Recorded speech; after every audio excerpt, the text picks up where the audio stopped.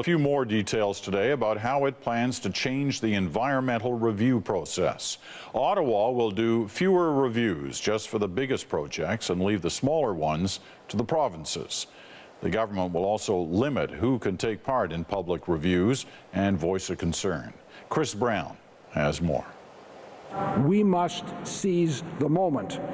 What the Natural Resources Minister calls a fantastic opportunity for billions in future energy investments, his critics see as a ploy to gut Canada's environmental rules.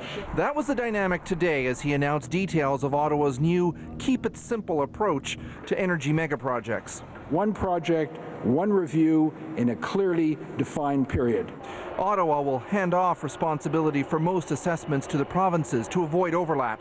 It will still take on very large projects, but it's imposing a 2-year time limit so hearings don't drag on. And that triggered a blistering attack from Canada's best-known environmentalist. I think that it is absolutely lunatic to say that we must complete this within a given time frame. David SUZUKI says the Responsible Resource Development Initiative is anything but. Responsible to who? It's clearly a responsible one to the corporate community, but it sure as hell isn't the responsible one towards those people that care about the air quality, about water. Canada's energy producers are pleased, so are some provincial premiers. We do not want less rigorous environmental assessment. That's not what we've ever advocated. That's not what the Western premiers advocated. We just want to remove the duplication. I'm glad that the federal government has finally decided to heed the call.